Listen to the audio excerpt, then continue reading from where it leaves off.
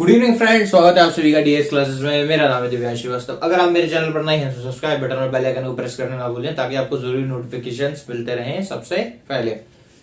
तो आज का हमारा टॉपिक है क्या, यह एपिसोड 23। टॉपिक क्या होगा हमारा? आज हम सीखेंगे फैक्टोरियल। फैक्टोरियल कैसे फाइंड आउट करें किसी भी नंबर का, ऑफ एनी नंबर। किसी भी नंबर का फैक्टोरियल कैसे फाइंड आउट करें, आज इसके ऊपर थोड़ा सा कॉन्सेप्ट और पूरा प्रोग्राम बना के देखेंगे कि कॉन्सेप्ट क्या है और प्रोग्राम क्या है इसका फैक्टोरियल का। अब फैक्टोरियल सबसे पहले बता दूं, फैक्टोरियल होता क्या है। फैक्टोरियल डिनोट होता है एक एक्सक्लेमेशन मार्क से। सपोज मुझे 5 का फैक्टोरियल चाहिए तो एक्सक्लेमेशन मार्क हुआ, ठीक है, 5 फैक्टोरियल। तो 5 के पीछे जितने भी नंबर है डिसेंडिंग ऑर्डर में जो सीक्वेंस है उतने नंबरों के साथ मल्टीप्लीकेशन होगा या कह सकते हैं प्रोडक्ट होगा। जैसे 5 का फैक्टोरियल मुझे निकालना है तो 5 into 4 into 3 into 2 into 1, result आएगा 120। तो इसे कहते हैं, तो फैक्टोरियल ऑफ 5 क्या हुआ, 5 फैक्टोरियल हुआ 120 यानी कि 120 के इक्वल। इसे कहते हैं फैक्टोरियल। अब फैक्टोरियल प्रोग्रामिंग के थ्रू फाइंड आउट कैसे करोगे, पहले इतना स्क्रीनशॉट ले लो फिर बात करते हैं आगे कि कैसे फाइंड आउट करेंगे। इसमें सबसे पहले तो फॉर लूप का यूज होगा। जैसे मालूम नहीं है फॉर लूप कैसे चलता है या कैसे यूज होता है, तो सबसे पहले तो जाके वो देख सकता है मेरे प्रीवियस वीडियोस जहां पे मैंने बताया होगा कि फॉर लूप यूज कैसे होगा। प्लेलिस्ट में जाके देख सकते हो, सीन फंक्शन इनपुट फंक्शन के आसपास आपको फॉर लूप का यूज मिल जाएगा। तो अब बात करते हैं किसकी, प्रोग्राम की, कि प्रोग्राम कैसे बनेगा। तो पहले इसका स्क्रीनशॉट ले लिया, अब प्रोग्राम बनाते हैं। बोर्ड की स्क्रीन को क्या करते हैं, डिवाइड करते हैं दो टर्म्स में, दो पार्ट्स में। तो प्लीज वीडियो शेयर करते रहिए और सब्सक्राइबर्स इंक्रीज करते रहिए यार, आप लोगों के लिए कंटेंट बनाने में काफी मेहनत लगती है।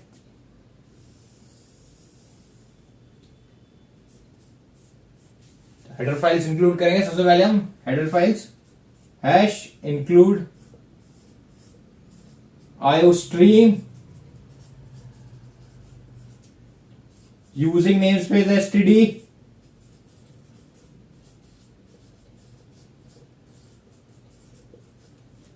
you include IOStream तो हेडर फाइल है। यूजिंग नेम std एक ऐसी टर्म है या ऐसी क्या कर सकते हैं कि ऐसी स्टेटमेंट है, ये इसका मतलब क्या होता है, standard library, clear screen cuts, ये सब इसके अंदर इंक्लूड होते हैं। स्टैंडर्ड लाइब्रेरी से कॉन्टेक्ट करता है ये। उससे क्या होता है, उससे क्या होता है आपका कोड थोड़ा छोटा बनता है। कि मतलब टर्बो C++ की तरह नहीं कि आपको क्लियर स्क्रीन भी लगाना पड़ेगा, गेट ch भी लगाना पड़ेगा, ये सब नहीं करना। एक हेडर फाइल conio.h वो भी लगाना पड़ेगा, उन सब की जरूरत नहीं होती इसमें। अब बात करते हैं इसकी फैक्टोरियल फाइंड आउट कैसे करेंगे। तो हम करने वाले क्लास के थ्रू, क्योंकि ऊप्स क्लास को ही तो भेजते हैं। ऊप्स मतलब ऑब्जेक्ट ओरिएंटेड प्रोग्रामिंग में मतलब क्लास आती है सबसे पहले। इसमें क्लास मैंने ले ली, चलो एफ, आप कोई भी ले सकते हो।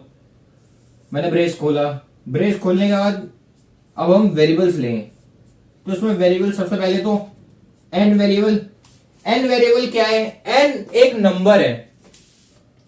एन एक नंबर है जिसका मैं फैक्टोरियल फाइंड आउट करूंगा। वो कोई भी नंबर हो सकता है, 4 3 2 1 5 6 10 12, थोड़ा बड़ा लिखते हैं एन।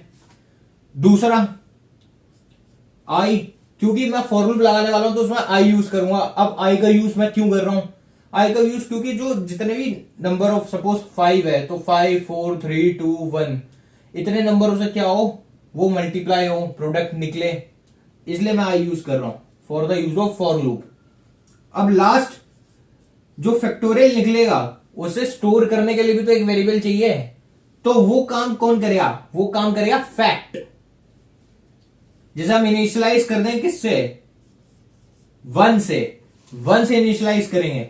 अगर बाउंड्री की वजह से आपको दिख नहीं रहा है जो मैंने डिवाइड किया है, तो आप एक ऐसा काम कर सकते हो, इसे इरेज करो, एन और आई के बाद सेमीकोलन लगाओ, दोबारा इंट लिखो और फैक्ट लिख सकते हो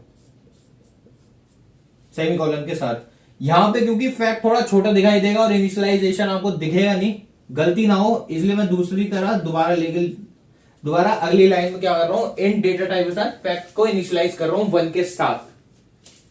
आप यहां कॉमा लगा के भी कर सकते हो या जैसे मैंने लिखा है वैसे भी कर सकते हो, कोड गलत नहीं होगा उससे। अब बात करते हैं किसकी, इसके बाद क्या लड़ेगा, इसके बाद कुछ नहीं, पब्लिक लगाओ, पब्लिक एक्सेस मोड पब्लिक लगाया, फिर क्या, अपने फंक्शन का नाम मैं तो कहता हूं कंस्ट्रक्टर में लगाऊंगा क्योंकि मुझे दोबारा एक्सेस नहीं करना उसी फंक्शन को, तो मैंने कंस्ट्रक्टर लिखा एफ। जिसे मालूम नहीं है कंस्ट्रक्टर क्या होता है उसकी वीडियोस देखना, फिर कमेंट सेक्शन में लिख दोगे सर कंस्ट्रक्टर क्या होता है समझ में नहीं आया। डायरेक्ट 23rd नहीं, इससे प्रीवियस वीडियोस में कंस्ट्रक्टर भी है, इनहेरिटेंस भी है, डिस्ट्रक्टर भी है, डिफरेंस भी है, सब कुछ है, तो पहले वो जाके देखना। कंस्ट्रक्टर बनाया, उसका ब्रेस ओपन किया। अब यहां से आपकी थोड़ी सी सी आउट स्टेटमेंट्स की बारी आती है।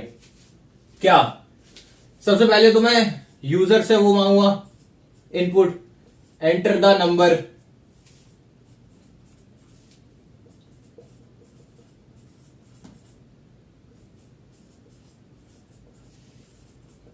मैंने नंबर मांग लिया यूजर से। अब मैं क्या करूंगा, सीन लगाऊंगा, नंबर आ गया चलो मेरे पास। अब क्या करेंगे, अब लगाएंगे फॉर लूप।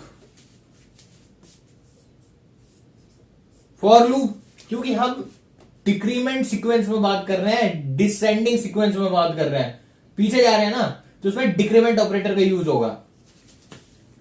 आई को इनिशियलाइज कर दिया एन से, क्योंकि आई एन के इक्वल है, उल्टा ही तो स्टार्ट हो रहा है, पहले जो नंबर का निकालना है पहले वो नंबर, फिर उससे सारे पीछे वाले। तो आई ये लेस देन इक्वल टू कितना हो गया, sorry greater than equal to 1, semicolon. For loop में हमेशा सेमीकोलन आते हैं। फॉर लूप का जिसे डिटेल वीडियो देखना है वो शुरुआती वीडियोस या शुरुआती एपिसोड्स में जाके देख सकता है, फॉर लूप आपको वहां मिल जाएगा डिटेल में समझने के लिए। आई इजिकल टू एन लिखा, semicolon I greater than equal to 1 और लास्ट आई नेगेटिव, मतलब माइनस माइनस। तो ये था। अब फॉर लूप ओपन करो, इसमें लिखो fact is equal to fact asterisk I, ये लिख दो। ये लिखने के बाद ब्रेस क्लोज करो, फिर एक सी आउट लिखो,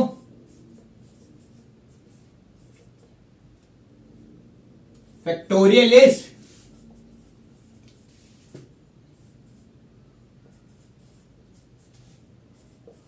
ENDL, फैक्टोरियल इज, इसके बाद स्पेस नहीं है, ये डायरेक्ट ब्रैकेट्स आएंगे। स्पेस शॉर्ट है इसलिए मैं ऐसे लिख रहा हूं, लेकिन आप एक स्टेटमेंट में ही लिखेंगे, डबल कोट्स, ये 2 ब्रैकेट्स, फिर एंड डाइल। तो ये सी आउट स्टेटमेंट हो गई। क्लास का ब्रेस क्लोज कर दो, फंक्शन का ब्रेस पहले ही क्लोज हो जाएगा। जैसे ही फॉर लूप आपने क्लोज किया, फॉर लूप के बाद आपका जो फंक्शन है, सॉरी हाँ फंक्शन ही तो कहते हैं, कंस्ट्रक्टर को एक मेंबर फंक्शन ही होता है जिसको क्या होता है, जिसका सेम नेम होता है क्लास के साथ। तो एक एक्स्ट्रा ब्रैकेट यहां लगेगा और क्लास का ब्रैकेट इसके बाद सी आउट स्टेटमेंट के बाद क्लोज होगा। तो अगर थोड़ा कंफ्यूजन हो रहा हो तो दोबारा मैं बता सकता हूं, दोबारा से इरेज करके बता देते हैं, जब तुम लोग गलती कर दोगे कंफ्यूजन क्रिएट हो जाएगा तुम्हें अभी तक। ये क्या हुआ, फॉर लूप का ब्रेस क्लोज हुआ, फिर कंस्ट्रक्टर का ब्रेस क्लोज हुआ। अब वही सी आउट स्टेटमेंट लिखो, फैक्टोरियल इज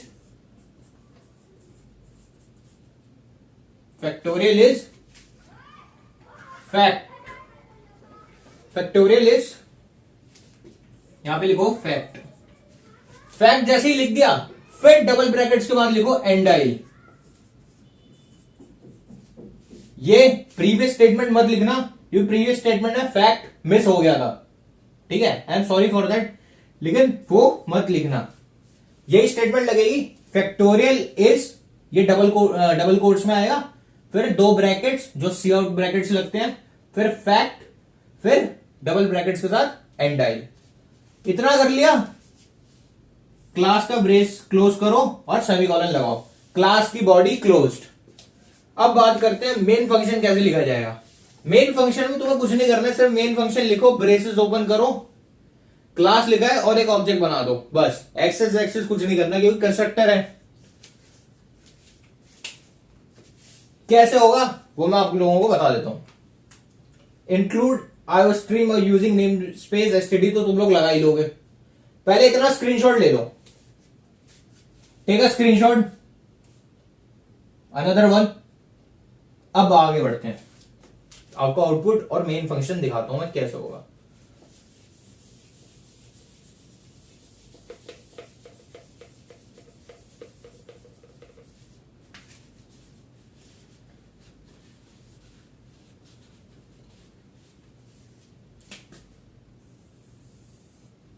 मेन फंक्शन कुछ इस तरह दिखेगा।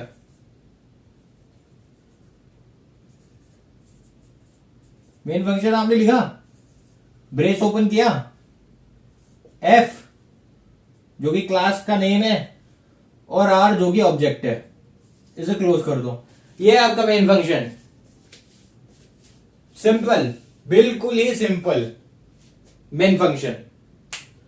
अब इतना लिख लिया, उसके बाद आउटपुट की बात करते हैं। आउटपुट क्या आएगा, पहले मेन फंक्शन का स्क्रीनशॉट लो। इतना सा मेन फंक्शन है, गिनती की 3 लाइनें हैं, लाइनें तो एक ही है लेकिन 3 ऐसे कि पहले मेन फंक्शन लिखा, उसके ब्रेसेस लगाए, उसके ब्रैकेट लिखे, फिर ब्रेस ओपन किया, फिर एफ आर लिखा। ये अगली लाइन में लिखना, ब्रेस और एफ, ये एक लाइन में नहीं है, अगली लाइन में है, ठीक है। फर्स्ट लाइन, फिर सेकंड, फिर थर्ड, ये तीनों अलग अलग लाइंस हैं। इतना लिख लिया। अब बात करते हैं आउटपुट की। आउटपुट क्या आएगा, आउटपुट में सबसे पहले ये स्टेटमेंट रन होगी, सी आउट वाली, की एंटर द नंबर। आउटपुट में मेन फंक्शन लिख लिया है सबने, स्क्रीनशॉट लो मेन फंक्शन की, मेन फंक्शन के साथ स्क्रीनशॉट ले लो एक बार प्रोग्राम की। अगर नहीं लिया है तो अब ले लेना, क्योंकि तुम लोग कंफ्यूज ना हो इसलिए मैं नेक्स्ट लाइन में लिख रहा हूं। अब ले लो स्क्रीनशॉट एक बार। प्रीवियस वाला भी ठीक था लेकिन कंफ्यूज हो जाओगे क्योंकि एफ और ब्रैकेट मोस्टली कभी कभी सेम दिखाई देता है। और ये ब्रेसेस हैं, वाई नहीं है, ये क्लोजिंग वाला वाई जैसा लगता है कभी कभी, वो नहीं है, लिखने में ऐसे ही लगता है। इतना स्क्रीनशॉट लिया, अब आउटपुट की बात करते हैं। एक और ले लो एक बार स्क्रीनशॉट। आउटपुट की बात हम क्या करें, सबसे पहले तो सी आउट स्टेटमेंट रन होगी, एंटर द नंबर। आउटपुट है हमारा एंटर द नंबर।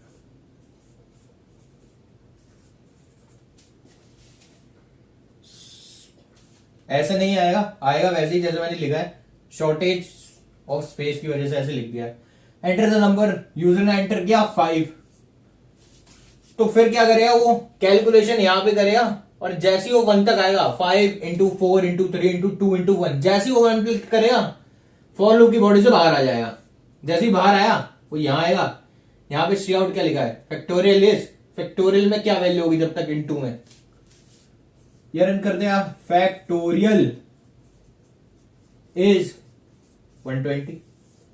तो ये था आपका फैक्टोरियल ऑफ एनी नंबर। किसी भी नंबर का फैक्टोरियल आप यहां से निकाल सकते हो। मेन फंक्शन आपने अपनी नोटबुक पे लिख लिया होगा, क्योंकि मेन फंक्शन में कुछ नहीं करना। एक बार और रिपीट करता हूं, मेन फंक्शन लिखो, ब्रेसेस ओपन करो, क्लास नेम लिखो और ऑब्जेक्ट नेम लिखो और सेमीकोलन लगा दो और ब्रेस क्लोज कर दो, बस। कुछ नहीं करना क्योंकि हमने कंस्ट्रक्टर बनाया है, इसे एक्सेस करने की जरूरत नहीं है, वो ऑटोमेटिकली एक्सेस हो जाता है जैसे ही ऑब्जेक्ट बनता है। तो इसका एक बार स्क्रीनशॉट लो, आउटपुट, और जिसे मेन फंक्शन कैसे लिखा है वो देखना है तो 10 सेकंड्स प्रीवियस जा सकता है, वहीं पे मेन फंक्शन लिखा है जहां पे अभी आउटपुट लिखा हुआ है। Take a screenshot. तो आप ऐसे रिवाइज कर सकते हैं और ऐसे इस पैटर्न में लिखोगे तो आपके मार्क्स कोई नहीं काट सकता है। बस सेमीकोलन और ये सब चीजें जितने भी डेटा टाइप यूज कर रहे हो वो सब ध्यान से लगाना या ध्यान से लिखना, स्पेल मिस्टेक मत करना।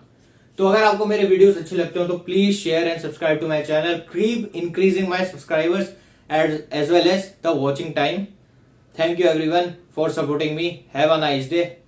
We will See you soon in another video. Have a nice day.